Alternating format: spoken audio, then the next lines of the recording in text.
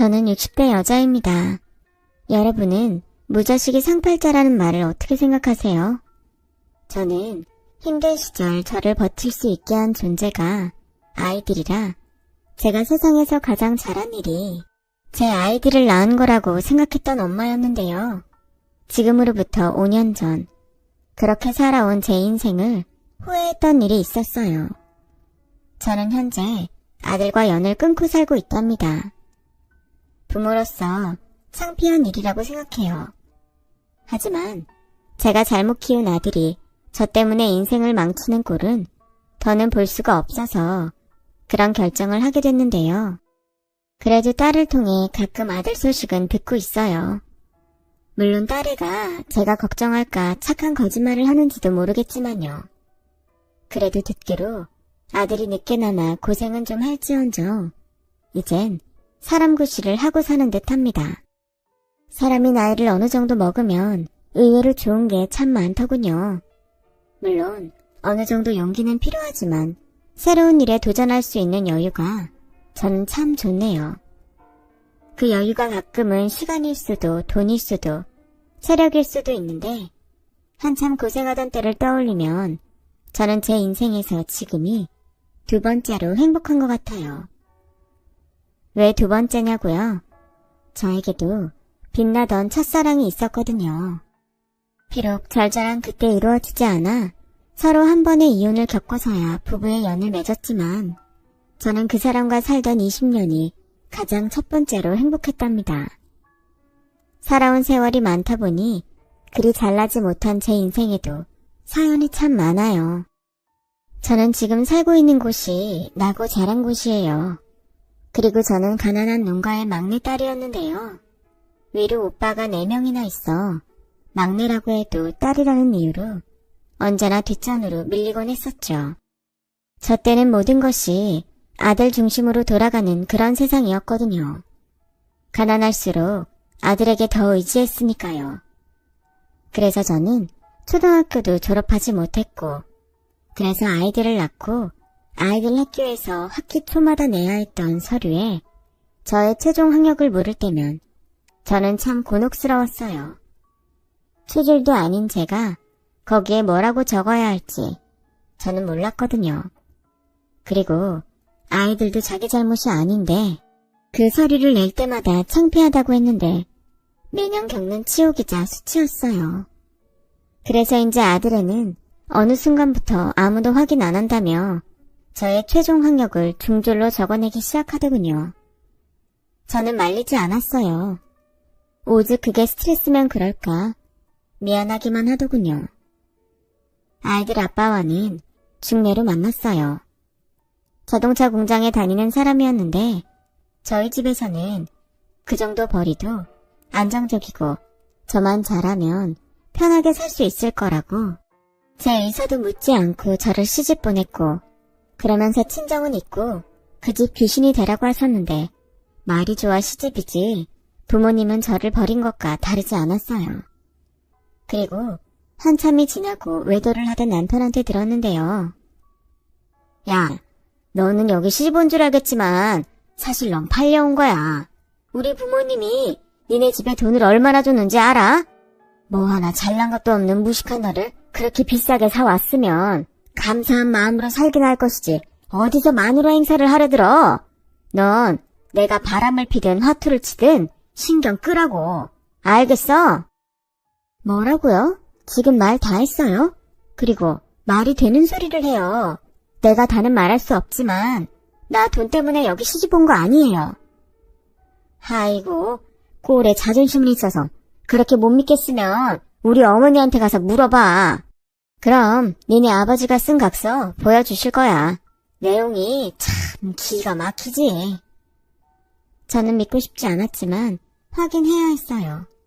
그리고 어렵게 꺼낸 제 말에 시어머니는 코웃음을 치며 편지 봉투 한 장을 던지셨는데 그 편지는 정말로 남편이 말한 저희 아버지의 각서였어요.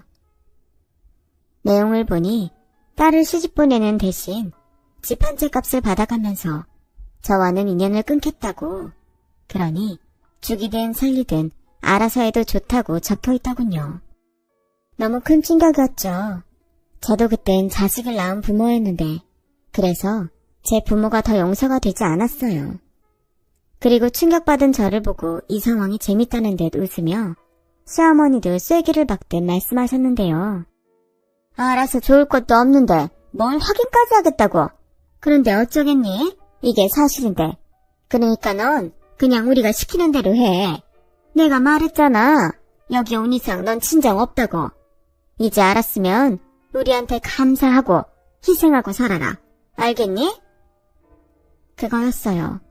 그래서 갓 시집 온 저에게 시부모님은 마치 식모가 새로 들어온 듯 신나서 부려먹었고, 그것도 모자라 성질은 있는 대로 냈는데 모든 사실을 알아버린 저에게 그 후의 시집살이는 더 가혹했어요. 솔직히 아이들만 없었으면 도망가고 싶었어요.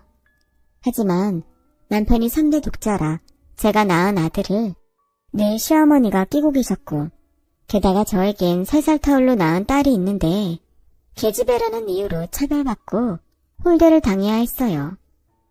그런 딸을 보면 꼭 어릴 때 저 같았는데, 그래서 더 그 집을 나갈 수 없었어요. 그래서 제 인생을 포기한 대신 딸을 많이 아껴줬는데요. 저라도 이 아이를 사랑해야 한다고 생각했으니까요. 그러다 무슨 이변인지 시부모님이 차례로, 한 분은 지병으로, 한 분은 사고로 돌아가셨고, 그 전까지도 외도와 노름으로 속을 썩이던 남편이 저에게 이혼을 하자고 하더군요. 난 네가 낳은 애들은 필요 없어. 이미 너보다 예쁘고 젊은 애랑 살림까지 차렸고, 그 뱃속에 내 애도 있으니 이제부턴 거기에 충실하고 살 거야. 그러니까 선택해. 합의 이혼해주면 위자료라고 생각하고 전셋집 정도는 얻어줄게. 하지만 네가 꼴의 배우자라고 버티면 그땐 얄짤 없어. 난 어차피 너랑 안 살 거거든. 말이 좋아 선택이었지. 저는 선택권이 없었어요. 그래서 과감하게 합의 이혼을 했죠. 처음부터 사랑해서 한 결혼도 아니고 아빠 노릇도 전셋집으로 대신하는 인간과 더는 서류라도 부부로 있고 싶지 않았어요. 그때 제 나이가 딱 30이었네요. 30이라니 지금 생각해도 젊었네요. 그 뒤 저는 친정도 찾지 않고 살던 광주에서 아이들과 목포로 갔어요. 목포로 가게 된 건 그 인간이 하도 고집을 부려서이기도 했어요. 같은 광주에서 살다가 우연이라도 마주치기 싫다는 거였죠. 그래도 어떡해요. 전세보증금이 아쉬운 저는 어디든 상관없다고 했네요. 그 뒤 아이들과 먹고 살기 위해 시켜만 주면 할 수 있는 일은 가리지 않고 했는데요. 아무리 열심히 살아도 애떨린 이혼녀라는 꼬리표는 저를 가뜩이나 힘든데 더 힘들게 했어요. 생각하기 싫은 구설에도 많이 올랐고요. 그래도 살아야 했기에 정말 악착같이 살았어요. 그러다 이혼하고 8년 정도 지났을 때 우연히 목포에서 같은 동네에 살던 친구를 만났어요. 그 친구는 저에게 좀 특별한 친구였어요. 같은 딸이라도 그 친구는 집에서 사랑을 많이 받는 그런 존재였는데 어린 마음에 저는 항상 그 친구가 부러웠어요. 오죽하면 다시 태어나면 나는 꼭 제가 되고 싶다고 생각할 정도였죠. 그래서 제가 그 친구를 참 많이 좋아했어요. 그리고 마음 착한 친구는 자신과 달리 학교에 가지 못하는 저에게 나중에라도 검정고시를 꼭 보라며 제 선생님을 자처하더군요. 그러다 가르쳐주기 어려운 문제가 생기면 군입대를 앞두고 집에 내려와 있는 자기 오빠를 부르기도 했어요. 그 오빠는 서울대에 다니고 있었는데 그래서 친구 부모님이 그 자부심이 말할 수 없이 대단했죠. 가뜩이나 저희 동네에서 가장 잘 사는 집이었는데 자식들도 공부를 잘하니 그 기세가 나는 새도 떨어뜨릴 정도였어요. 아무튼 저는 그 시기에 학교에 다니지 못했고 친구의 오빠는 군입대를 앞두고 휴학한 상태라 친구는 자기가 학교에 가 있는 동안 자기 오빠한테 저에게 공부를 가르쳐주라고 했고 늘 동생 말이면 자다가도 벌떡 일어나던 사람이라 그렇게 저와 둘이 있는 시간이 많았는데요. 그러다 서로 호감을 갖게 됐어요. 어찌 생각하면 젊은 남녀가 붙어 있으니 정분나는 건 당연한 일이었는데 저는 현실을 알았기에 마음을 숨겼죠. 아무리 마음을 숨겨도 누굴 좋아하는 건 표가 나는지 결국은 저도 제 마음을 걷잡을 수가 없더군요. 그 사람도 마찬가지였어요. 하지만 늘 저를 기다려줬고 자기도 불안했을 텐데 항상 괜찮다고 자기만 믿으라고 저에게 영원한 사랑을 약속했는데요. 우리 둘 다 그게 첫사랑이었죠. 그렇게 그 사람이 군복무를 하는 동안 우리는 어른들 몰래 사랑을 키워갔어요. 그러다 그 사람이 제대하고 복학하면서 저에게 서울로 같이 가자고 하더군요. 당연히 저희 부모님은 그걸 허락할 사람들이 아니었기에 저는 서울에 일자리가 생겨서 올라가고 싶다고 거짓말을 했어요. 근데 차마 친구에게까지 거짓말을 하고 싶지 않더군요. 그래서 친구에게만 살짝 말을 했는데 비밀이라는 게 아는 사람이 생기면 위험한 건지 제가 서울로 가고 얼마 되지 않아 들통이 나고 말았어요. 당연히 그 사람 집에서는 난리가 났어요. 그 사람 부모님은 저희 집에 찾아가 쑥대밭을 만든 건 물론이고 오빠들 앞길도 막겠다고 협박까지 했다고 들었는데 그래서 아무것도 모르고 있다 갑작스럽게 쳐들어온 아버지 손에 끌려 집에 내려오게 됐어요. 그러면서 아버지는 화가 잔뜩 난 얼굴로 이렇게 말씀하셨죠. 네가 미쳤냐? 아니, 이 주제에 서울대생이 말이 돼? 잔말 필요 없고 시집갈 생각이나 해라. 네 고모가 혼자 알아봤다고 했어. 조만간 너 데리러 사람 보낸다고 했으니까 행여 서울에서 남자랑 지냈다는 말 하지 말고 조신하게 있어. 싫어요. 좋아하는 사람이 따로 있는데 제가 왜 모르는 사람한테 시집을 가요. 이럴 바에는 혀 깨물고 확 죽어버릴 거예요. 뭐야? 그래, 네 마음대로 해. 애당초 사내도 아닌 넌 태어날 필요도 없었어. 저는 그 말을 끝으로 거의 집에 갇혀져서 지냈어요. 저희 엄마는 매일 울면서 제가 포기하지 않으면 당장 굶어 죽는다고 하소연을 했고 또 앞날이 창창한 오빠들도 살 길이 막힌다고 했는데 사람이 무지하니까 돈 있는 사람들이 하는 협박을 곧이곧대로 믿더군요. 하지만 분명한 사실도 있었어요. 제가 계속 고집을 부리면 오빠들은 몰라도 저희 집이 먹고 사는 데는 문제가 있었죠. 그동안 농사지어서 팔던 곳이 그 사람 집 소유의 가게였어요. 그 지역의 가게는 거의 다 그 집과 연관이 있었거든요. 그래서 정말 어렵게 마음을 접었죠. 처음부터 너무 차이가 나는 사람이었으니까 그냥 이렇게 좋을 때 아름다운 추억으로 남겨두는 것도 좋다고 스스로 몇 번이나 울면서 자기 최면을 걸었어요.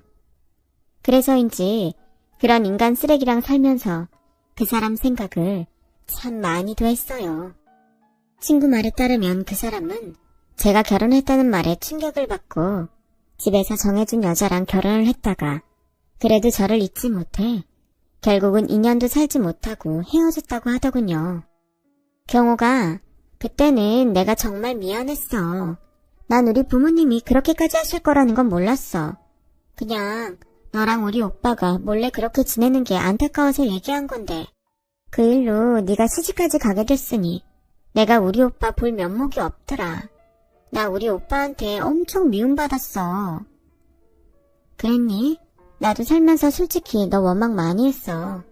넌 다 가졌는데 네가 내 행복을 빼앗았다고 생각했지. 그러니까 나도 미안해. 우리 둘 다 비긴 걸로 하자. 그래, 고마워. 그리고 너 보고 내가 딱 생각한 건데 지금이라도 우리 오빠 다시 만나보면 어때? 아니지. 우리 부모님 이미 두 분 다 사고로 돌아가셨고 이젠 두 사람 말릴 사람도 없잖아.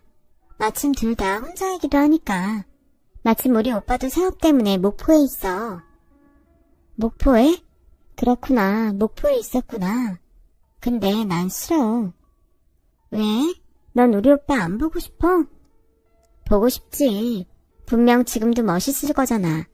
근데 난 보다시피 엉망이라 이런 모습 그 사람한테 안 보여주고 싶어. 기집애, 너 지금도 충분히 이뻐. 본판이 어디 가니? 그러지 말고 한번 만나보기만 해. 이것도 인연이라면 인연인데 인생 한 번 살지 2번 사냐? 우리 오빠 너 엄청 궁금해했어. 야, 우리 오빠 너무 불쌍해. 저는 친구의 고집으로 일단은 그냥 만나만 보기로 했어요. 솔직히 저라고 그 사람이 보고 싶지 않았던 건 아니었으니까요. 그래서 그날은 모처럼 화장도 하고 가지고 있는 옷 중에 가장 괜찮은 걸로 차려입고 나갔는데 다시 20살 그때로 돌아간 기분이 들더군요. 경호가 오랜만이다. 잘 지냈어? 잘 지냈어. 오빠는 그대로네. 영미한테 오빠 회사 차려서 잘 된다는 말은 들었어. 오빠 이제 사장님이구나. 사장은 무슨 그냥 작은 구멍가게야. 그나저나 경옥이 너 보니까 참 좋다. 그때 내가 끝까지 너를 붙잡지 못해서 내내 미안했어. 부모님은 2분 다 잘 계시지? 아, 애들 있다는 말 들었어. 너 닮았으면 애들 인물은 훤하겠다. 내 눈에는 그렇지. 부모님은 솔직히 잘 몰라. 그렇게 시집가고 연 끊고 살았어. 지금이라고 뭐 다를 것 같지 않고. 나 한심하지? 아니야, 너라면 그럴 수 있지. 애들이 몇 살이야? 아들이랑 딸이라고 했나? 15살, 12살. 그래, 그렇게 큰 애가 있는 엄마라고는 보이지 않는데. 영미한테 들었어. 많이 힘들었다며. 뭐 이젠 다 옛날 일이지. 지금은 애들이 커서 괜찮아. 다행이다. 그럼 12살 애가 딸이야? 너 닮았으면 엄청 예쁘겠다. 난 딸 가진 친구들이 그렇게 부럽더라. 그러게, 요즘은 아빠들이 그렇게 딸을 좋아한다는데 우리 딸만 불쌍하지. 그래서 내가 이렇게 살아. 힘들어도 우리 애들 지키려면 힘을 내야지. 우리 경옥이 나보다 더 어른 같다. 멋지네. 원래 첫사랑은 그런 건가요? 남자라면 그 망할 놈 때문에 진절머리가 나는데 첫사랑 그 사람은 달랐어요. 그리고 가끔 서로 얼굴 보며 지내자고 하더군요. 제 안에 무슨 불씨가 있었는지 결국엔 아무리 자제하려고 해도 끝내는 다시 타오르고 말더군요. 그 사람도 마찬가지였고요. 그래서 오빠 동생 하기로 한 약속은 의미가 없었어요. 그리고 이윽고 이제라도 함께 살자고 청혼을 받았는데 솔직히 너무 행복했지만 아이들이 있으니 선뜻 결정할 수가 없었어요. 그래서 아이들한테 물어봤죠. 그랬더니 뭐? 엄마, 언제 다른 남자를 만났던 거야? 나는 새아빠 싫어. 아빠가 없는 것도 아닌데. 넌 널 버린 아빠를 아직도 기다리니? 그래도 니들 아빠라 내가 나쁜 말은 하고 싶지 않다만 네 아빠 엄마랑 이혼하자 연락처도 바꿨어. 지금은 어디서 뭐라고 사는지도 몰라. 나도 엄마랑 같아. 난 아빠 싫어. 아빠가 먼저 바람피고 우리 버린 건데 오빠는 그런 아빠가 좋다는 거야? 그럼 오빠야말로 아빠 찾아가. 그럼 되겠네. 난 엄마 재혼하는 거 찬성이야. 찬성 안 할 이유가 없는 거 아니야? 세영아, 그만해. 오빠도 속상해서 그런 거야. 박세영, 이 바보야. 새아빠가 너 구박하면 그땐 어쩔래? 엄마 재혼하면 너랑 나는 찬밥이라고. 알지도 못하면서. 명준이는 그게 걱정이구나. 알았어. 엄마는 니들이 싫다고 하면 재혼 안 해. 대신 딱 한 번만 그 아저씨 만나고 결정하면 안 될까? 엄마 부탁이야. 아들애는 어쩔 수 없다는 듯 저의 부탁을 들어줬어요. 그리고 딸아이는 그래도 아빠가 많이 그리웠는지 그 사람을 만나러 가는 날 설레했는데요. 평소 딸을 갖고 싶었던 그 사람과 아빠가 그리운 딸이 만나니 처음은 어색했어도 나중엔 아주 부녀상봉이 따로 없었어요. 하지만 지 동생이 그러면 그럴수록 아들애는 그 사람을 받아들이지 못했고 그래서 재혼하기까지 2년을 넘게 기다렸죠. 그 사람이 먼저 그렇게 하자고 했어요. 난 지금이라도 당장 같이 살고 싶지만 명준이 마음 다치게 하면서 그러고 싶지는 않아. 끝까지 아빠로 인정 못 받아도 되는데 적어도 날 거부하지 않을 때까지는 기다리려고. 고마워. 그리고 미안해. 오빠도 명준이 때문에 상처받았을 텐데. 괜찮아. 나는 영원한 아군 세영이가 있잖아. 요즘은 일하다가도 세영이 생각이 난다니까. 나중에 시집간다고 하면 어떻게 보내지? 뭐? 무슨 벌써 그런 생각을 해. 이건 좀 서운한데? 어쩔 수 없는 거야. 마누라보다 새낀걸.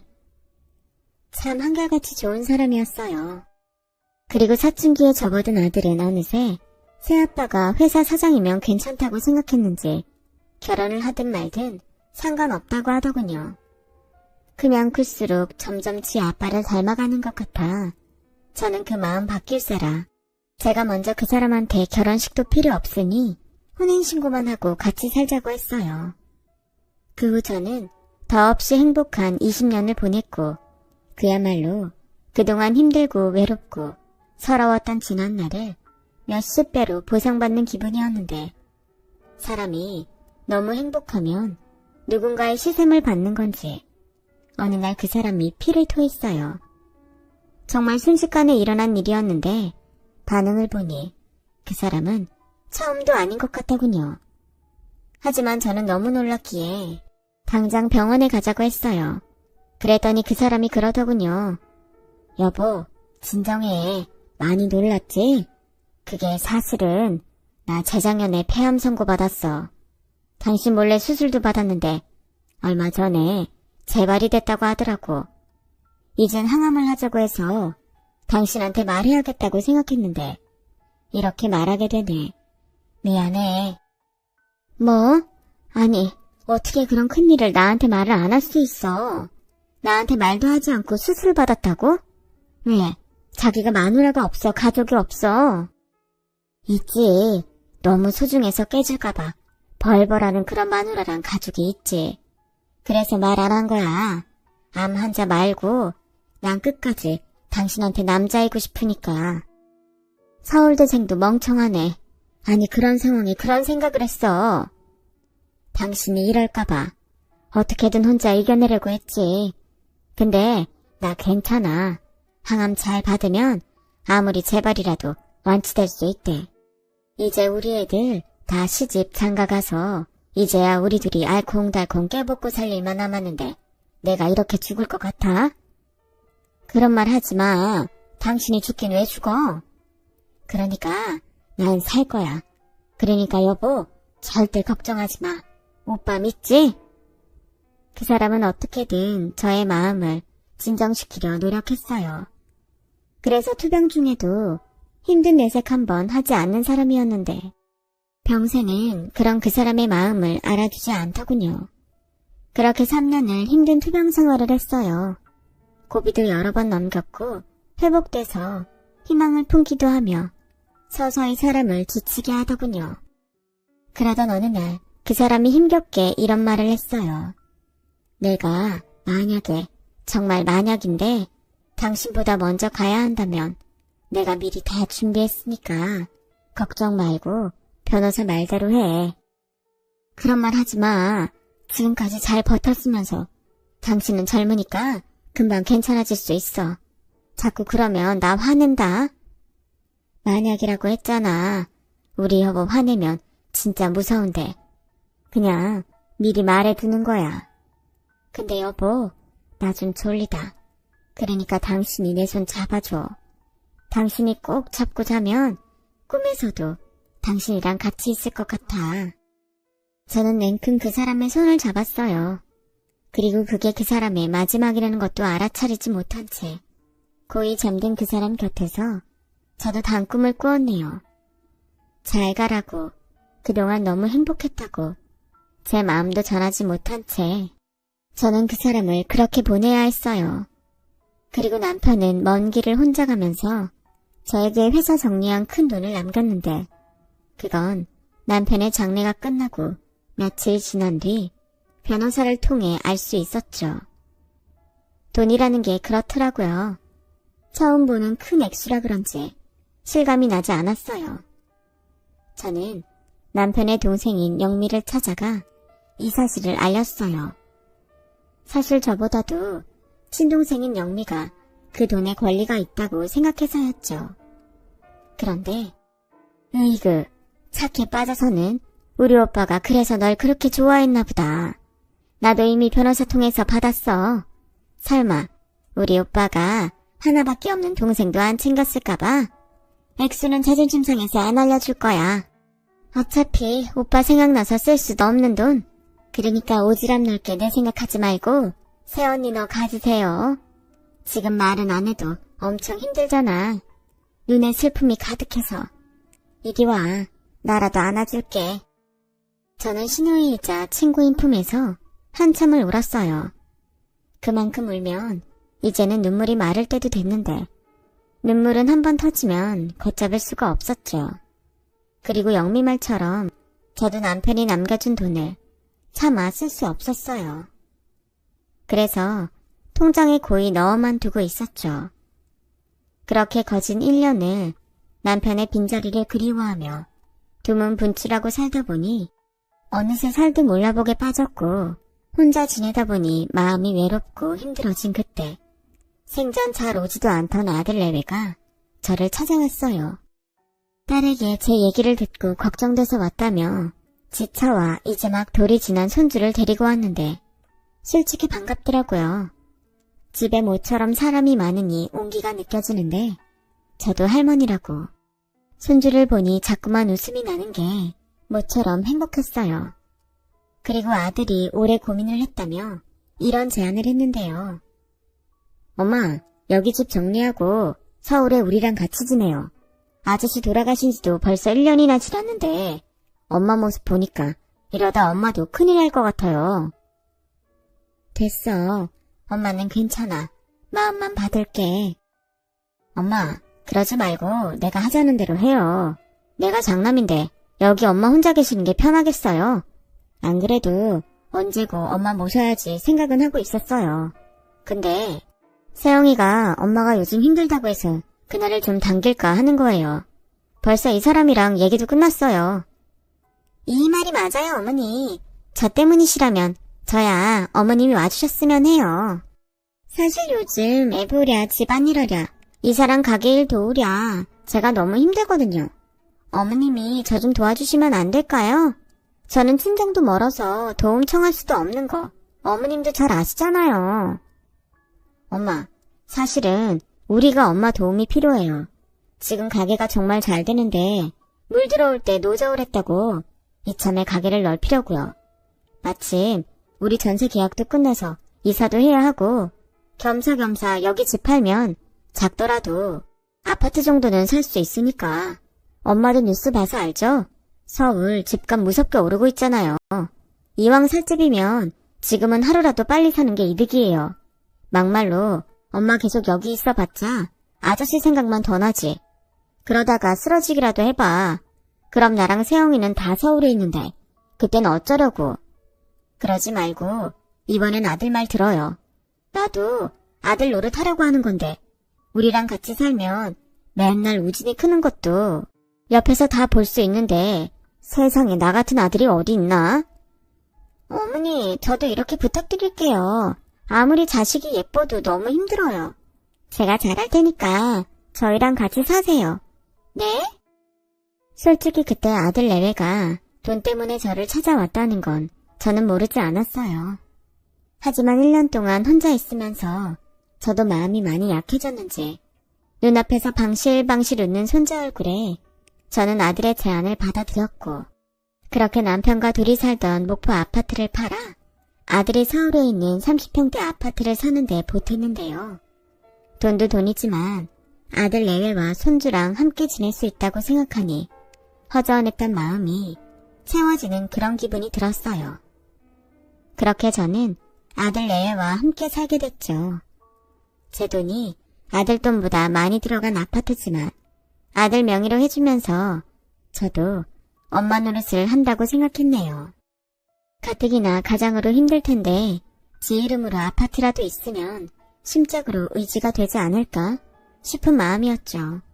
하지만 그건 그리 현명한 판단은 아니었나 봅니다. 사람이 화장실 갈 때와 나올 때가 다르다고 점점 아들 내외는 처음과 다르게 저를 아주 가정부 취급을 하더군요.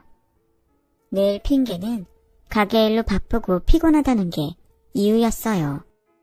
아무리 제가 부산을 떨어도 저도 나이가 있어 체력에 한계가 있는데 아들 내외는 그런 생각은 전혀 안 하는 것 같았어요.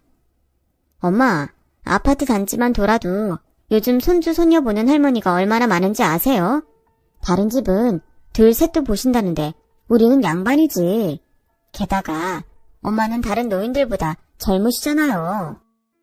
어머니, 제가 너무 힘들어서 그래요. 산후조리를 잘 못했는지 몸이 우진이 났고 완전히 갔어요.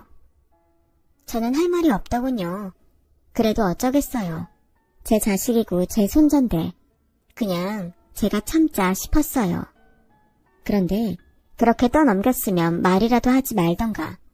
며느리는 아이가 조금이라도 감기 기운이 있으면 저를 아주 잡아먹을 듯 몰아세웠어요. 어머니, 애 콧물 나오잖아요. 엉덩이 보니까 발진도 있고. 어머니 대체 애들 제대로 안 보고 뭐 하셨어요? 요즘 어린이집에서 감기가 유행이라고 하더라. 나도 본다고 봤어. 기저귀도 자주 갈아주는데 살성이 약한지 계속 그래서 좀 전에 병원 다녀왔다. 그렇게 네 자식 걱정이면 네가 보면 되잖아. 어머니, 제가 밖에서 놀다 오는 것도 아니고 어머님 아들 돕느라 그런 건데 그렇게 말씀하시면 저 서운해요. 말은 바로 해야지. 내 아들 돕는 게 아니고 니들 돈 버는 거 같이 하는 거잖아. 나한테 월급 주는 것도 아니면서. 어머, 어머니야말로 여기 공짜로 계시는 거잖아요. 생활비 한번 주신 적 없으시면서. 그럼 어머니도 밥값은 해야 하는 거 아니에요? 저는 정말 기가 막혔어요. 요즘 며느리들이 시어머니를 우습게 안다는 소리를 어디서 듣곤 했는데 그게 제 얘기더라고요. 그 후 저도 예전 같은 마음으로 집에 있을 수 없었어요. 그동안은 아이들 돕는다는 마음으로 하나라도 더 체력이 닿는 한 반찬이라도 하나 더 만들고 빨래라도 하나 더 돌리라고 했는데 다 하기 싫어지더군요. 그러니 저와 며느리는 더욱 사이가 나빠졌어요. 걸핏하면 저에게 게으르다며 애한테도 신경 못 써주는 것 같아 자기가 속상하다고 눈물바람을 하는데 아들이 그걸 보고 저에게 이렇게 말했어요. 엄마 원래 이런 사람이었어요? 다른 사람도 아니고 아들 집안일이고 엄마 손주 보는 일인데 게다가 우진이 어린이집 가면 엄마는 그땐 놀잖아요. 막말로 아들 가게 와서 청소라도 해주면 내가 얼마나 장사하기 수월하겠냐고요. 그런데 난 그런 것도 말 안 하는데 엄마는 정말 너무해요. 아들도 지 마누라 치마폭에 쌓이면 소용없다고. 저는 이렇게 사는 게 맞는 건가? 저의 선택을 후회하며 거진 1년을 살았어요. 이미 아파트 명의도 아들 앞으로 해줘서 그야말로 개털 신세가 되었죠. 그러다 더 못 버티겠다는 사건이 일어났는데 그렇게 잘 된다고 큰소리 떵떵 치던 가게가 경기 악화로 재정적 문제가 생겨났어요. 물가도 많이 올랐고 월세도 가게를 넓히는 바람에 비싸진 데다 손님이 점점 줄어들기 시작하니 아들은 속수무책으로 무너졌죠. 그러면서 이번에도 저에게 손을 벌리려 했어요. 엄마, 혹시 집 팔고 남은 돈 없어요? 아니면 아저씨가 남겨준 유산 같은 건? 유산? 그런 건 없었다. 그리고 목포에 있는 집도 네가 팔았잖아. 네가 팔고 이 아파트 살 때 쓴다고 다 가져가 놓고 무슨 남은 돈이 있어? 목포 집은 그렇다 쳐도 그 아저씨 웃기네. 20년 동안 한 입을 덮고 살았으면서 한 푼도 안 남겼다고요? 회사 운영한다고 그렇게 잘난 척을 하더니 정작 재산은 딴 데 준 거네. 너 무슨 말을 그렇게 하니? 생전 아버지라고 인정도 하지 않더니 너 힘들어졌다고 지금 그 사람 유산 타령하는 거야? 어머니, 저희가 정말 어려워서 그래요. 그러면 그동안 모았던 돈도 없으세요? 어머니 살림하시면서 저축이나 그런 것도 없으셨어요? 없다. 내가 그런 돈이 어딨니? 니들 결혼할 때 생각 안 나? 둘이 한 푼도 없는데 애 가졌다고 그래서 내가 전세 보증금이랑 가게 보증금 해줬잖아. 그리고 치사한 것 같아 말하기 싫은데 이 집도 목포집 팔아서 산 건데 내가 무슨 돈이 더 남아있겠니? 빚 없는 것만으로도 다행이지. 됐어 그럼. 상희한테 말해서 돈 좀 빌려봐요. 세영이 그거 나 오빠 취급도 안 하고 상대 안 하려고 하니까 엄마가 말 좀 잘해봐요. 그러는 너는 네가 오직 그러면 네 동생이 그러겠냐. 그리고 세영이 걔도 전업주부인데 그럴 돈이 어딨어. 어머니 정말 너무하세요. 아가씨한테 물어보지도 않으셨으면서. 내 아들도 문제지만 너도 참 대책이 없다. 그동안 핸드폰값 없다고 카드값 빵꾸나게 생겼다고 네 신우한테 손 벌렸잖아. 벌이가 있는 것도 아닌데 지도 지 남편 눈치 보이겠지. 그러니 지 오빠 연락도 피하고 그러는 건데 나까지 보태라고? 그것도 푼돈도 아닌 목돈을? 됐어요. 괜히 엄마는 자기가 싫으면서 그래요. 공짜로 여기서 살면서 엄마는 딸 걱정은 그렇게 하면서 아들 걱정은 안 해요. 정말 기가 막혔어요. 솔직히 저는 공평하지도 않고 나쁜 엄마였거든요. 아들은 없다는 말에 있는 거 다 줘가면서 결혼시키면서 딸은 지가 모은 거 있다고 그릇 세트 사준 게 전부였어요. 오빠라는 놈은 그런 동생을 안쓰럽게 보지 못할 망정 저런 소리나 하고 있으니 제 속이 답답하다 못해 터질 것만 같았어요. 그리고 그때 깨달았어요. 상황마다 어쩔 수 없긴 했지만 아들 내외가 힘들다고 하면 그때마다 조금이라도 도우려고 했던 제가 잘못이었다는 걸요. 다 가져가 놓고도 아들 내외는 저에게 또 감춰놓은 재산이 있을 거라고 생각했다는 게 기가 막혔죠. 저는 이번에야말로 선을 그어야겠다고 생각했어요. 그래서 딱 잘라서 앞으로는 기대하지 말라고 말했는데 그날 이후 더는 저에게 가져갈 것이 없다고 생각했는지 아들 내외는 저를 아주 대놓고 무시했어요. 특히 며느리가 더했죠. 또다시 저에게 생활비 타령을 하더군요. 어머니도 참 염치가 없으시다. 저희가 땅 파서 먹고 사는 것도 아닌데 설거지 하실 때 이렇게 물을 틀어놓고 계시면 어떡해요? 그리고 혼자 계시면서 이렇게 보일러를 계속 틀어놓고 계시면 가스비는 누가 내고요? 예, 너 지금 그 말은 나더러 혼자 있으면 추워도 덜덜 떨고 있으라는 소리니? 명준이 너도 나와봐라. 내가 더는 못 참겠다. 나도 이런 소리 하고 싶지 않은데 계산을 할 거면 좀 명확히 해보자고. 내가 그동안 너희한테 준 돈이 얼만데 이런 눈치까지 보면서 살아야 하니? 다른 집은 살림해주고 애 봐주면 용돈이라도 두둑하게 받는다고 하더라. 근데 내가 용돈 달라는 것도 아닌데 이런 눈치를 봐야 하니? 아니, 그럴 거면 왜 같이 살자고 했어? 그때는 돈이 아쉬워서 잘하겠다고 알랑방귀 끼더니 이젠 다 뺏어가서 더는 가져갈 거 없다고 사람을 이렇게 천시해? 또 나왔네. 정말 치사해서 못 들어주겠다. 엄마, 저도 할 말 많아요. 다른 집 자식들은 부모가 땅도 물려주고 건물도 물려주는 세상이에요. 엄마는 그런 거 못해줬으면 나한테 미안해해야죠. 저는 솔직히 아저씨가 회사라도 물려줄 줄 알았어요. 정말 생각할수록 열받네. 아들 집에 얹혀 살면 자기가 알아서 조심하고 살아야 하는 거 아니야? 그깟 푼돈 좀 보탰다고 허구한 날 대접받으려고 하고. 내 팔자야. 그냥 그때 애 지우고 결혼하지 않는 건데. 너 지금 애미가 돼서 뭐라고 했니? 왜요? 제가 제 입으로 하고 싶은 말도 못해요? 저는 충격에 입이 다물어지지 않았어요. 게다가 아들도 그 말을 듣고 지처에게 아무 말 하지 않는데 더는 내가 여기 있으면 안 되겠다는 생각밖에는 들지 않더군요. 손주 걱정은 됐지만 손주 녀석도 결국엔 아들과 며느리 자식이니 저는 마음을 독하게 먹어야 했어요. 그래서 아들 내외에게 집을 나가겠다고 말했어요. 아들과 며느리는 둘이 똑같이 코웃음을 쳤어요. 그리고는 돈도 없으면서 자존심 세우지 말라고 비웃으며 돈이 없으니 나갈 돈 달라고 하지 말라고 아들이 말하는데 제가 아들을 잘못 키워도 한참 잘못 키웠다는 걸 알았어요. 어머니, 그냥 제가 아무 말 안 할 테니까 그냥 집안일이나 하시고 우진이 보세요. 괜히 그렇게 나가셔서 어디 단칸방이라도 가시면 저희만 욕먹잖아요. 왜? 지금껏 욕먹을 짓은 다 해놓고 그런 욕은 먹기 싫으니? 됐다. 니들한테 손 벌릴 생각 없다. 지금도 차고 넘치게 줬으니 앞으로는 나한테 빌붙을 생각이나 하지마. 어머, 누가 들으면 뭐라도 있으신 줄 알겠네. 저희한테 손 벌릴 생각 아니시면 좋을 대로 하세요. 저희도 더는 안 말릴게요. 우진이 아빠, 들었지? 솔직히 그러고 싶지 않았지만 저는 남편이 남겨준 유산을 쓸 수밖에 없었어요. 저도 나이 먹고 유치한 거 아는데 보란듯이 잘 사는 모습을 보여주고 싶더라고요.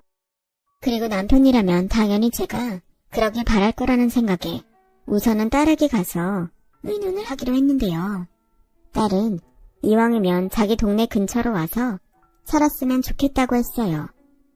그때 딸 얼굴빛이 좋지 않았는데 사업을 하던 사위가 좀 힘든 눈치더라고요. 세영아, 무슨 일 있어? 정서방 사업이 뭐가 잘 안 돼? 아니야, 사업이라는 게 다 그렇잖아. 좋을 때 있고 나쁠 때 있고. 엄마는 신경 쓰지 마. 아니, 엄마가 어떻게 신경을 안 써? 너 얼굴빛도 별론데. 화장을 안 해서 그래. 엄마 딸도 이제 아줌마잖아. 그나저나 오빠랑 세연이 정말 안 되겠다. 내가 가서 한 소리 할까? 아니야. 그것들 그런다고 지들 잘못 알고 그럴 인상 못 돼. 다 엄마 잘못이지. 엄마는 또 그런다. 엄마가 뭘 그렇게 잘못했다고. 그럼 집은 내가 적당한 걸로 찾아볼게. 요즘은 연세 있으셔도 편하다고 아파트 많이 살아. 평수 작은 걸로 알아보면 되겠지? 그래도 엄마 네가 있어서 참 다행이다. 고마워 세영아. 저는 그렇게 딸이 구해준 20평대 브랜드 아파트로 이사를 갔어요. 남편이 남겨준 재산이 30억은 넘었는데 10억 가까이 주고 아파트를 샀어요. 게다가 상권도 동네도 아들이 사는 곳보다는 비싼 곳이었는데 고민 끝에 10억을 딸 통장에 넣어줬죠. 엄마, 이게 무슨 돈이야? 네 아빠가 너한테 쓰라고 남겨준 돈이지. 비상금으로 들고 있어도 좋고 네 남편 사업에 도와줘도 좋고 네가 쓰고 싶은 데 써. 그동안 엄마한테 도움도 안 받고 여태 잘 살아준 상이야. 엄마, 그래도 엄마 돈 아니야. 그러니까 사람 부끄럽게 그만해. 평소에 네가 아빠한테 잘했잖아. 아빠 병원에도 그렇게 먼데 일주일에 한 번은 와서 챙기고 아빠가 너 왔다 가는 날엔 얼마나 좋아했는지 알아? 아빠 생각하니까 또 눈물 난다. 알겠어. 그냥 아빠가 준 돈이라고 생각하고 받을게. 고마워 엄마. 저는 그렇게 팔자에도 없는 서울에서 나 홀로 생활을 시작했어요. 그리고 혼자 있는 시간이 많아지니 자연스럽게 뭐든 할 것을 찾았는데 그때 배운 게 참 많네요. 컴퓨터 쓰는 법도 그때 배웠어요. 그리고 검정고시 공부도 하고 학원도 다녔는데요. 그러면서 친구도 많이 사귀었어요. 친구들도 저마다 사연이 많아서 저희는 모이면 꼭 눈물 한 바가지는 쏟았어요. 그렇게 6개월 넘게 저만 생각하며 저를 위하는 시간을 보냈어요. 그러자 웬일로 아들에게 연락이 왔고 지 동생한테 들었는지 이사한 집에 오겠다고 했는데 저는 오지 말라고 했네요. 하지만 막무가내로 이번에도 아들은 지 마누라랑 또 먹힐 거라고 생각한 손자를 데리고 이사한 집에 왔는데요. 아들과 며느리의 눈이 왕방울만해졌어요. 그리고 며느리는 그 특유의 애교 섞인 말투로 저에게 달라붙었는데요. 어머니, 세상에 이런 아파트를 어떻게 사셨어요? 우리 어머니는 어디 도깨비 방망이라도 숨겨놓고 계신가? 세상에, 이건 명품옷이잖아요. 왜? 있으면 이젠 그것도 뺏어가게. 그리고 여기는 왜 왔는데 내가 오지 말라고 했잖아. 엄마, 그렇게 말하면 아들이 섭섭하죠. 내가 돈 있으면 좀 도와달라고 했는데 입 싹 닫고 계셨으면서. 근데 진짜 무슨 돈이 있어서 이런 고급 아파트를 산 거예요? 나 모르게 로또라도 맞았어요. 엄마, 그러지 말고 우리 좀 도와줘요. 곧 있으면 엄마 손자 유치원 가고 초등학교 가는데 우리도 여기 아파트 하나 사서 오면 좋겠다. 저는 아무 말도 하기 싫었어요. 결국 저한테 더 뜯어가겠다고 온 건데 저는 한마디도 하지 않았네요. 그랬더니 그 다음날부터 며느리는 반찬이라며 아주 제 집에 출근 도장을 찍더군요. 그럴 때마다 힘들게 손주를 달고 왔어요. 제가 이번에도 손주를 봐서 넘어왔으면 하는 계략이었겠죠. 그리고 또다시 아들 내외에겐 문제가 터졌어요. 그래서 며느리가 울면서 찾아와 저에게 애원했는데요. 들어보니 저도 참 기가 막히더군요. 어머니, 그 인간이 남들 다 한다고 아파트 담보로 대출받아서 주식을 했어요. 말로는 사는 게 너무 힘들어서 주식해서 돈 좀 벌어보려고 그랬다는데 다 까먹고 저희 집 경매로 넘어갈 판이에요. 어머니 아들이 사고친 거니까 어머님이 해결해 주세요. 저 안 그러면 이번엔 정말 이혼해야 해요. 어머님은 아들이 이혼당했으면 좋으시겠어요? 너 말이 좀 이상하다. 내가 주식을 하라고 한 것도 아닌데 왜 나한테 그래? 어머니, 어떻게 자식이 위기에 처했는데 그런 말씀을 하세요? 이렇게 좋은 집에 사시고 명품 들고 사시면서 그럴 돈은 있는데 아들을 모른 척한다는 게 말이 돼요? 왜 말이 안 되니? 나는 뭐 평생 니들 구멍난 독에 돈을 부어야 해? 세상에, 어머니 돌아가시면 제사 지낼 사람은 어머니 아들이에요. 어차피 지금 갖고 계신 것도 어머니 돌아가시면 우진 아빠 건데 미리 줄 수도 있는 거잖아요. 누가 그래? 내가 그때 말했을 텐데 이미 해준 것도 차고 넘치게 해줬다고. 더 이상 빌붙지 말라고 말했는데 잊었니? 어머니, 그땐 이런 돈이 있는지 제가 몰랐잖아요. 세상에 며느리인 저한테 해주신 것도 없으면서 정말 너무하세요. 그러니까 낳지 마시죠. 괜히 낳아서 제 인생만 망쳤잖아요. 저는 기가 찼어요. 제가 제 아들이랑 결혼하라고 한 것도 아닌데 왜 그런 아들을 낳아서 자기를 만나게 했냐니 말이 나오지 않더군요. 그래서 이혼을 하든 말든 마음대로 하라고 하고 며느리를 내쫓아버렸어요. 그랬더니 그날 저녁 아들이 술이 떡이 돼서 절 찾아왔어요. 자기가 저 때문에 이혼당하게 생겼다고 책임지라고 아주 난리도 아니더군요.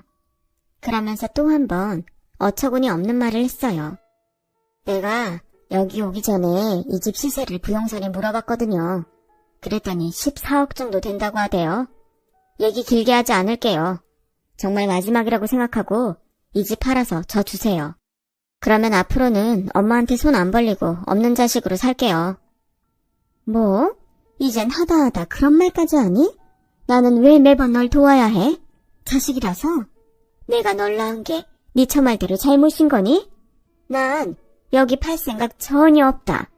그동안 받아간 돈 생각하면 난 여기까지는 못 올 것 같은데 너도 참 딱 네 생부를 닮았구나. 엄마는 항상 그런 식이었어요.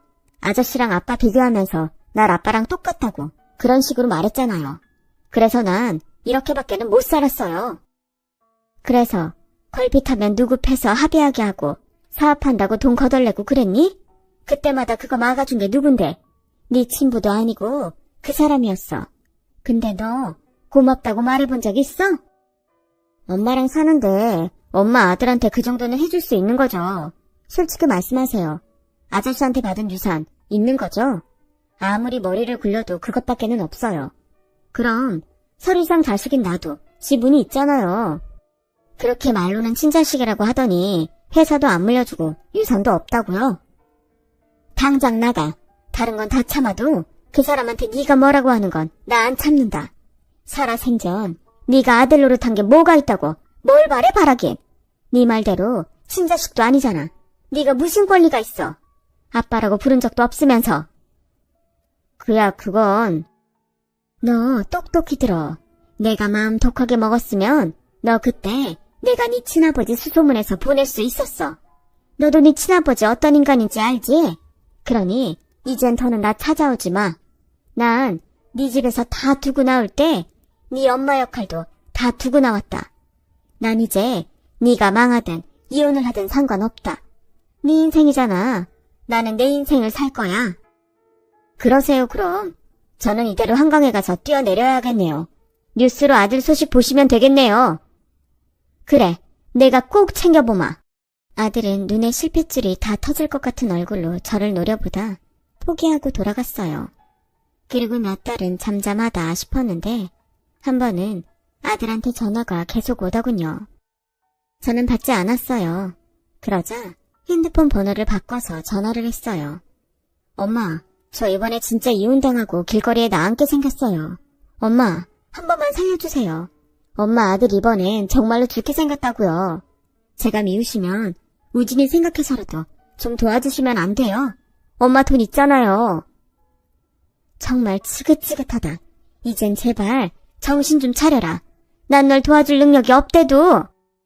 저 엄마가 서영이한테 돈 준 거 다 알아요. 정서방 사업 거의 망할 뻔했는데 무슨 일로 위기를 넘겼나 알아보니까 엄마가 아저씨 유선으로 도와준 거던데 어쩜 그럴 수 있어요? 그것도 참 대단한 능력이다. 어떻게 또 그건 알았니? 근데 세영이한테 준 돈보다 너한테 준 돈이 더 많아. 그래서 줬어. 세영이한테 내가 미안해서. 세영이는 그 사람 병원에 있을 때 꼬박꼬박 찾아와서 지 새아빠 간병하던 애야. 너랑 다르다고. 그 사람 유산을 그런 딸 두고 남 같은 널 주겠니? 엄마는 항상 그런 식이었어요. 세영이한테만 엄마예요. 내가 장남인데 날 더 챙겨야지. 이러면 내가 엄마 돌아가시면 제사상 차려드릴 것 같아요? 차리지 마. 마음에도 없는 네가 차린 상 받고 싶지도 않아. 처음엔 나도 내 잘못이라고 생각하고 참았다. 근데 내가 언제 너한테 그런 개호로 새끼로 크라고 했니? 네 인생 네가 망쳐놓고 어디서 막말이야? 내가 언제 너한테 효도하라고 했어? 그냥 네 인생 잘 살라고 여태 참고 버텼는데 이젠 그만하자. 난 앞으로 아들 없다고 생각할 테니 너도 엄마 없다고 생각해. 아쉬우면 네 친아버지 찾아가. 더는 나 찾지 마라. 내가 죽었다는 소식이 들려도 너랑은 상관없는 일이니 내 장례식에 올 생각도 하지 말고. 장남? 웃기고 있네. 필요 없어. 아들은 제 말이 꽤 충격이었는지 그 뒤로는 연락이 없더군요. 물론 그렇게 말하고 저도 속이 좋지 않았죠. 정말로 아들이 극단적인 선택을 할까 악몽도 많이 꿨어요. 하지만 그렇다고 이번에도 또 받아주면 저도 아들도 큰일이 날 것 같았고 저는 아들을 위해 모진 마음을 먹기로 다짐했네요. 의절을 해도 아들이 정신 차리고 잘 살 수 있다면 몇 번이라도 할 수 있었어요. 그래서 큰 마음을 먹고 집을 팔았고 따르기만 알린 뒤 지금의 집으로 이사를 왔는데요. 다행히 아들은 사위가 무서웠는지 지 동생한테 가서 행패를 부리지 못한 것 같더군요. 저는 고향에 작은 마당이 있는 주택을 샀어요. 이젠 텃밭도 가꾸고 귀여운 강아지 한 마리도 키우는데 조용한 마을만큼 이제야 제 마음에도 평화가 찾아왔어요. 그리고 고맙게도 가끔 같이 학교 다녔던 친구들도 제 집에 놀러오곤 하는데요. 얼마 만에 느껴보는 마음의 평화인지 모르겠더라고요. 그리 많은 인생을 산 건 아니지만 인생이 참 별거 없습니다. 건강하고 걱정 없으면 그게 성공한 인생이죠. 저는 비록 자식 농사를 절반 망친 사람이지만 이제 남은 인생은 편하게 살고 싶은 마음입니다. 며칠 전 딸애가 아들 소식을 전해줬어요. 결국엔 집이랑 가게를 다 해먹고 처가로 들어갔다더군요. 사돈네는 시장에서 생선장사를 하고 계신데 아마도 거기에서 일을 도우며 신세를 지고 있는 모양이었어요. 부족한 남의 아들 때문에 저 대신 골머리를 앓으실 사돈 생각을 하면 고개가 절로 숙여지는 저인데 부디 이제라도 아들이 정신을 차리고 저는 괜찮으니 지가정 건사하고 장인 장모한테 신세 진 거 보답하며 살았으면 좋겠습니다. 부모 자식이 모두 욕심내지 않고 행복하기란 어려운 일인가 봅니다. 여러분들은 이런 저와는 달리 부모, 형제, 자식들과 끈끈한 사랑을 나누며 이 계절 보내시길 진심으로 바랍니다. 저의 이야기는 여기까지예요. 저의 사연을 들어주셔서 대단히 고맙습니다. 항상 건강하시고 늘 행복하길 소원하겠습니다.